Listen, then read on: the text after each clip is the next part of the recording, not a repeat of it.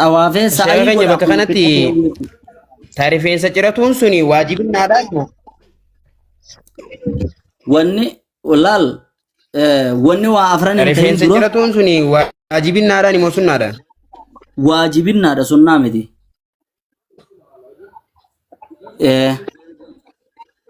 waajibinnaadha اوكي شماريو yookaan كينيا gabaabsate ديرتيني غبابتي يومني جراتي شماريو كمي dhiirtinu yookaan gabaabatti yookaan ciratti ni haddatti shamarri immoo waan numaa'u narraa himi numa gabaabsatti waa xiqqasho akkasii gubbaa irratti hamma unmulaa hamma qeensa maali quba achii olii san takka hammas takka murti malee hin haddettu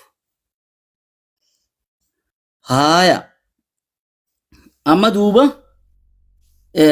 wal jalaa qabaa haayaanu akkas isin dura wal gad hin dhiifanne guyyaa meeqarra jirra amma guyyaan dhagaa darbannaadhaa guyyaa meeqaffaati egaa achii hidhatte booda guyyaa sadaffaati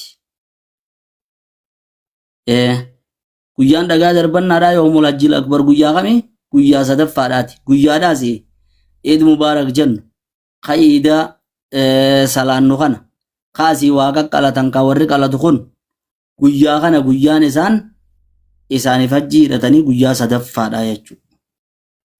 Duuba eega sharaadha deebi'an barummaas deebi'an achuma oolanii barummaas dhagaa darbatan.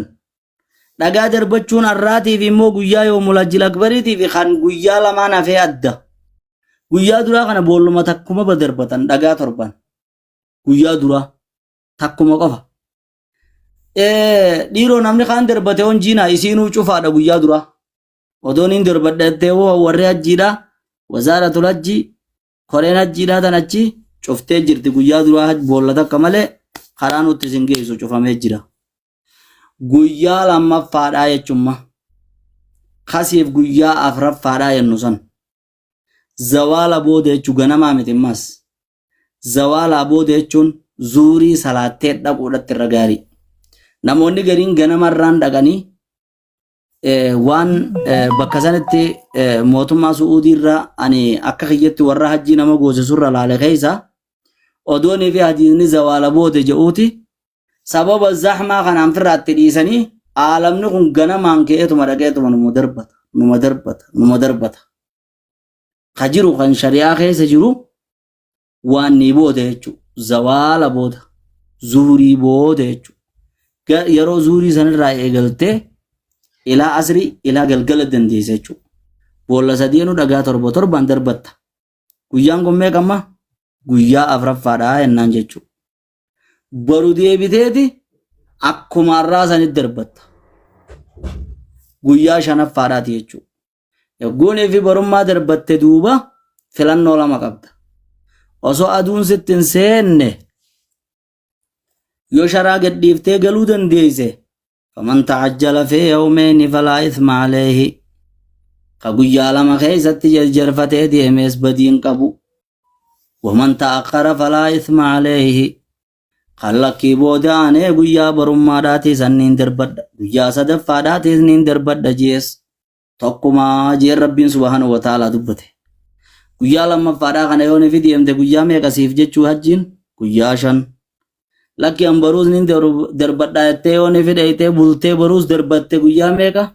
Guyyaa 6. Hajjiin guyyuma 6 kanaa jechuudha. Isin galu jirana fakkaatti.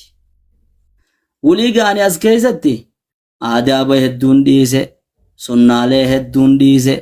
Maaliif akka roobaa bakka takka walitti gannaqanii tarraa qabattu.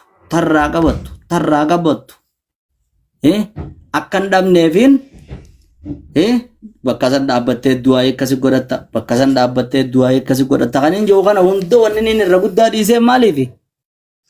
Lakkaanii wal jalaa tana qabdee akkasitti itti deemtu takka. Tan lammaffaa warra wajji deemtu kanaa wajjiniinuu irra guddaa hojiidhaan ni garta jechuudha. Hamma irraa waajibaatii fi hamma irraa arkaanaa hoggaanii fi baratte jechuudha. Saniif hajjii keessatti wanni akkaan nama dhibummaas amala haala rabbiin subhaanahu wa ta'aalaa walaa jidaala fil hajji hajjii keessa falmaan hin jiru hoggaaniif ijoosan asigguu kitaaba irra qaraatu kana laaftu alla hogguuniif ichi dheeyte hoggaaniif ichi dheeyte namni kun akkanuma fiigee kuun si dhawa kuun dhagaan darbadha jee gurra kan kee kana callimsi godha laalla kuun walirratti hee sabrii barbaachisa bakka sanatti sabrii wal falmuun hin barbaachisu ammas maalayaaniin hin barbaachisu obsa akka bakka sanin namarraa feesisu hin dubbatin saayibbanummaa wajjiyaa warra afaan afaanii kan achi walitti dhufte dhiisi abaluu fi abaluu waa wal jaalatan yennaan takkaa imaltuu wajji bahanii jaanjan isinii galee namnummaan asii wajji deemu kun saayiba hamaadhaa wajji yoo nefi deeme achi wal mureeti wanuma xiqqoo takkaa wajjin dadhabbii tanaa ichaa wal lolee jaarsaa jaartiin achi wal lolan yoo soddaatii geesse haadha jaartii isaa yoo nefi geesse wal lola haadha ifi isa deesse ummaa isaatii wajjin yoo nefi deeme wal lola bakka sanitti obsaan nama feesisa obsa akka bakka sanitti si feesisu hin dubbatin wannummaan rabbiin subhaanahu wa ta'aalaa dubbatee walaa jidaala fil hajj bakka sanitti falmiin lolli hin barbaachisu ji'ee dubbateefu aalama hedduudha wajjiniin achi dhufta walit dhufta tana malee tabiraatii jirammas rakkoo hawaasa keenya waan wal yaadachiifnu keessa eega bakka makkaa tana dhaqan du'aayi Ibraahim sanii bakka sanii walleeqee balamee laal wannummaan silaa biyyuma teenya jirtu tun tasbummaan as jirtu tun niin bareedeettee jetti hoccummaan as jirtu tun hogguu as fiddii nuura sunuun qabdu namni kun ganamuu eega gabbee wahuma guura waan harama cinaadhatti gurguran tanaa barre numa guura sinii galee duuba darsa booda miizaana fuudhuu fi dhabee namaan kadhatu aboo atin qabduu naa fuudhi jee namaan kadhatu tagarii achi facaasu sanii ji'eeti soomana jechuu bakka silaa hadiyii wareega godhu rabbiin subhaanahu wa ta'aalaa kan soomana karaa godheef nama waa takka hin qabne kadarsa sanuun bitatinii bar inumaatuu kaniin argee rabbi nama haa qajeelchu kabiira garii kan nama walitti qabee aboo korbeessi biyya teenyatti rakisha asin maallaqa qaali hin bitinaa guyyaa sadii asis soommanaa guyyaa torba guunii fi galtan soommanaa ji'ee akkana taa'ee uummata fatwaa godhaaf qisaasaamii ji'ee saniin ifii tiyyaa irra dhaabbadhe mataa kiyyaa akkasitti rabbi sodaadhu ummata hajjii irraan balleessin aboo jarana yoo hin qabaanne dhugaa keessanii soommanaa guyyaa sadii asis soommanaa guyyaa torbachitti soommanaa rabbiin subhaanahu wa ta'aalaa faman lam yajid jee malee akka nama osoonii fi bishaan jiruu taamuma godheetii sharxiin itti soommantu yooniif hin qabaanne jechuudha yooniif hin qabaanne malee yookiin hin dandeessuu jennaan ani duuba maallaqa tokko wahiiniin bitadha waaniin galchaa wahiin bitadhu jeetiin dhiise malee numaan qaba jee kunis numaan qaba jee maallaqa guddaa san hajjiidha jettee kafaltee dhuftee soomana jettee kanaan firraan balleessin jennee kan akkasi qabne hedduudhaatiitu jira gama biraatiin ifiyoonii fi qalle malee wakkalachuu hin dandeenyu haja'uu jira nama kannuu rabbiin irraa nu gaafata namni sun bakkaan gahuu baatu hin beeynu akkasirra numa soommanna haja'uu jira maallaqa ni qabammoo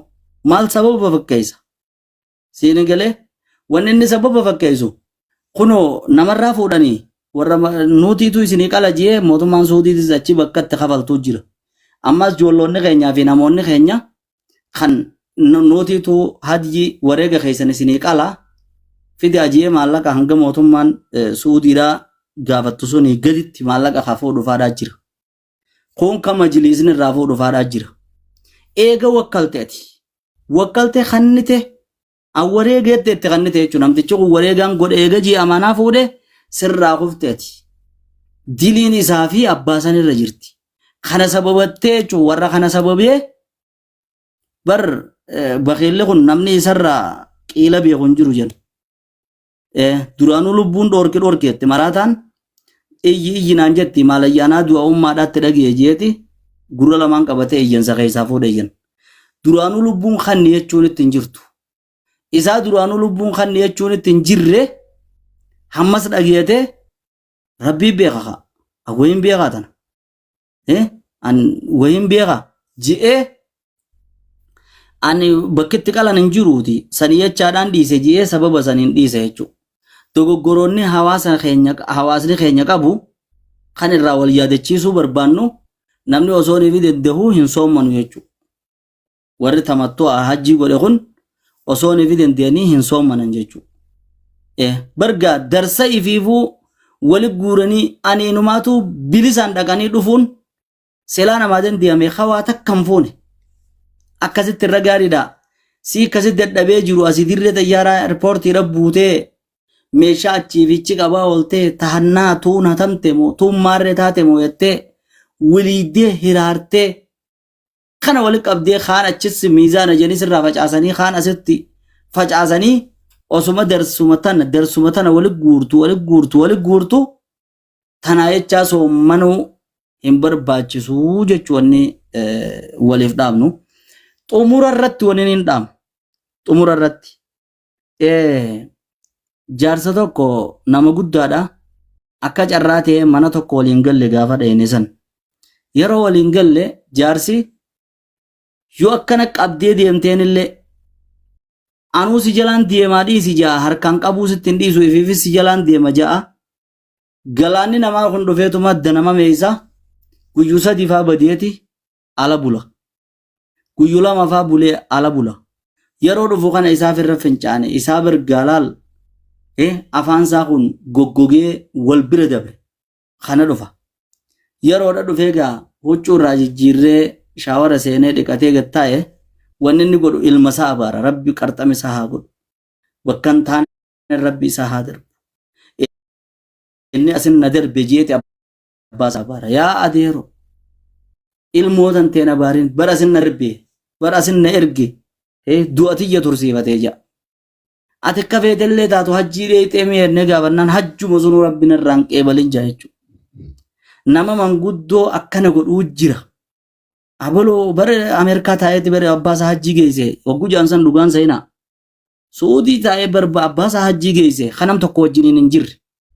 Manguddoo abbaa keessan haa ta'u ummaa teessan haa ta'u adeera haa ta'u fira haa ta'u yoonii fi manguddoo ifi wajjiniin deemte malee wajjiniin deemte wajjiniin goote malee qaceelchitee rabbiin isin dhiisu wanni isin yaadachiisuu barbaade bakka tanatti jechuudha. Saniif insha Allah rabbiin abbootii teenya warra dhaqan irraa haa qeebalu rabbiin du'aa isaaniif haa qeebalu. Hogguu labbeeka Allahumma labbeeka jallaa labbeeka rabbiin ji'iniini nama horii haraamiin dhaqe hoggaan ifinni labbeeka Allahumma labbeeka jalaa labbeeka ja'an jee warra gartee dalaguun oolin ka dalageettiin oolin rabbiin isaan hin godhini rabbiin isaaniif haa qeebalu du'aa isaan achii kadhatanii nu haa qeebalu kanammoo asii dheebuun du'aa'idhaa dheebuun hajjiidhaa isinit jirtu osoo fayyaa qabdanii osoo rizqii bareedduu qabdanii odoonii fi humna qabdanii nama jaalattanii rabbiin addan isin hambisini bakka san isin haa geessu isin haa dhaabu isin itti haa deddeebisu jechuudhaan dhaammachuu barbaade. Eegaan tahajjiidhaa gama hangana dubbadhe booda hanga gabaabaa hajjii teenya warra as jiruutiin dubbachuu barbaade. Nuti gaa maasha Allah warri arraan tanaa achin jirre bakka jirtanitti hajjiin teessan niyyaan isaanii hojii jiraachuu du'aa'ii salawaata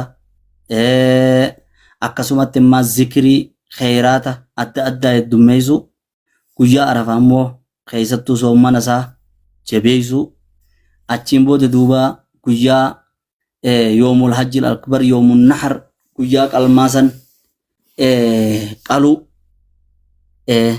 inaawaa abbaan danda'e fira isaatiifillee nama bakka biraattillee ati zarroo kana iide godhettanii qaltaniin illee qalchisiisuu akkasuma ammas hawaasni keenya irraa namni isaan keessa gabbu'ee laale harka qalleeyyiidha hedduu baadiyyaan faan akka malee jirti nama boochifti akka maleedhaa jira bakka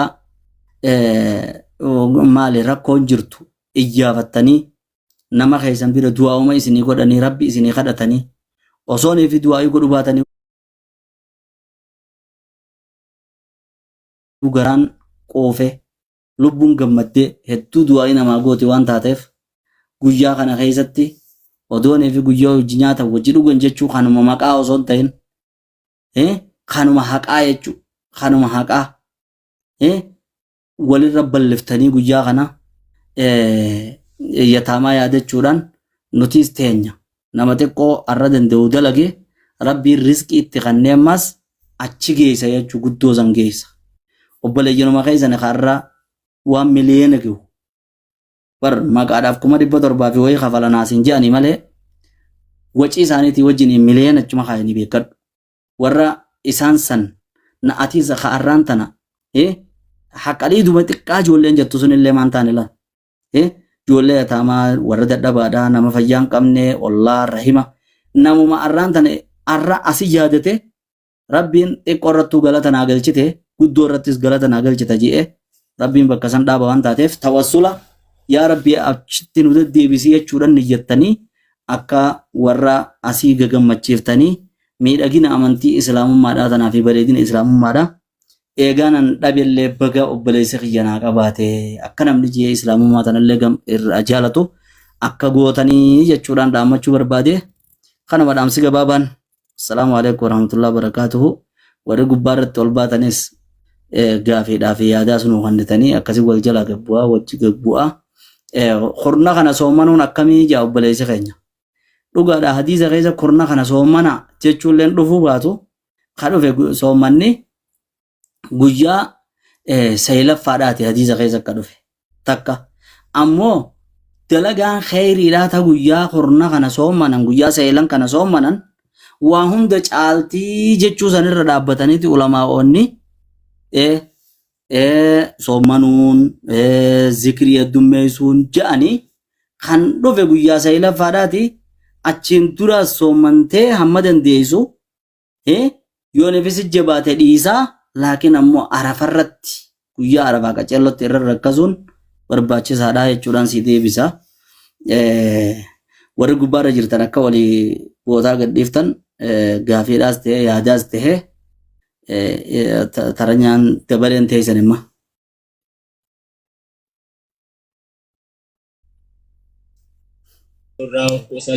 Assalamualaikum warahmatullahi wabarakatuh. Waalaikumsalam warahmatullahi wabarakatuh. Sheikh Ayoni fi isi tana nama geessu fi kaitte tartiiba isiillee tartiibaan hin beeknu ree eega dhayxee dhufte faa barga akkanaan godhe yaa barga bakka sun see laafte jennee eegas dhufte faa namni sitti hime.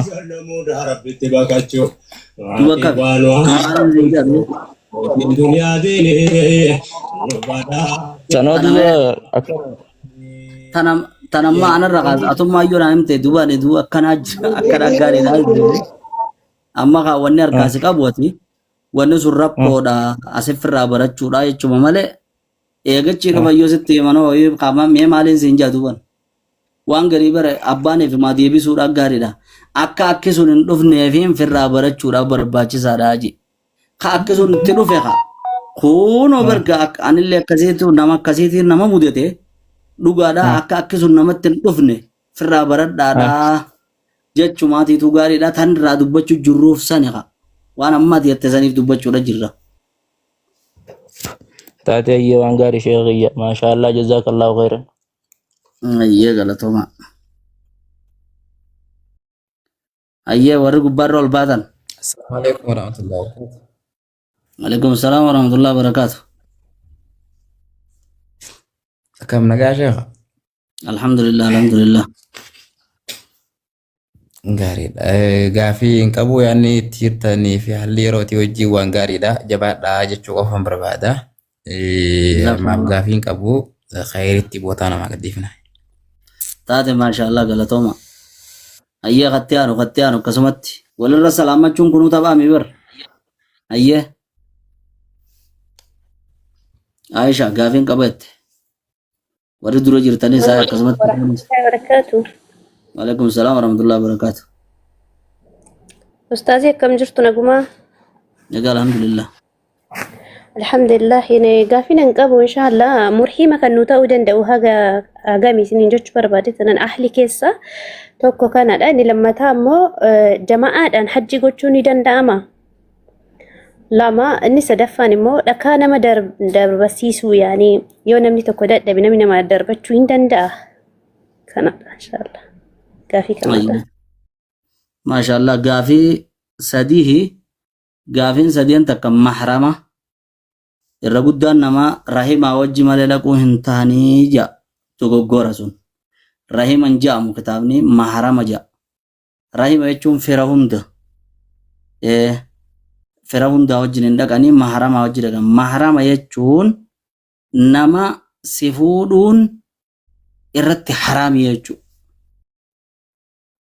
rahima jechuun bar fira ilmi adeeraatiif intaltee adeeraatis walii rahima ilmaan abootis walii rahima jechuun fira jechuu ka firaarti kanaa miti jechuu mahrama jechuun nama si fuudhuun sirratti haraami ni beeka namni keenya nama fakkeenyaaf abbaan ilmoo fi waan fuudhu takka obboleessi obboleettiin fuudhu akkasuma ammaas adeerri mixiyyoo adeera ta'uuf hin fuudhu ta'eessuma ta'uufis hin fuudhu ilmaan eessumaatiin wal fuudha malee san waanuma duraanuu waliin beenu nama si fuudhuun irratti haraamii sanii mahrama jaamaa sanii wajji dheeyxaa akka kana finne kan lammaffaadhaati gaafii lammaffaadhaa jamaa'aadhaan hogguuttu addan baafne atilleen akka waan jama'aa dubartoonni kan maharamaa wajjin hin tahin maharamaa wajjin hin jirre jechuu kan keeti moo dhiirtummaanuu jammaadhaan deemuu jechuu kan keeti Dubartoonni bichaa jama'aadhaan nama 4-5 eega maharama jee adillaan maharama maa wajjin hin deemuudha takka laakiin warri immoo bakka maharamni hin jirretti ulamaa'in islaamaa kajan bakka fitinaan irraan sodaatamnetti jammaan dubartoota wajjin iyyoonii fi deeman hajjiin irraa kuftii jan hajjiin irraa kuftii osoonii fi deema akkasi janiitti nama yaamuun ta'initti bakka fitinaan hin sodaatamnetti isaan jam'aa tahanii yoonii fi kan dhaqan taate hajjiin isaanii irraa kuftii jedhanii dubbatan ulamaa'in.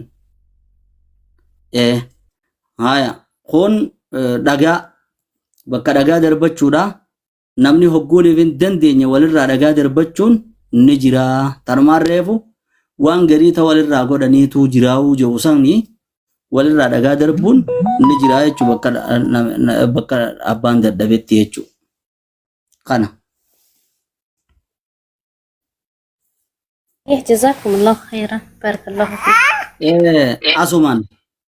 أسمان تأخير البيان أو وقت الحاجة لا يجوز جن نموت غري دبرتوتا كن يوكين شمران كن يغن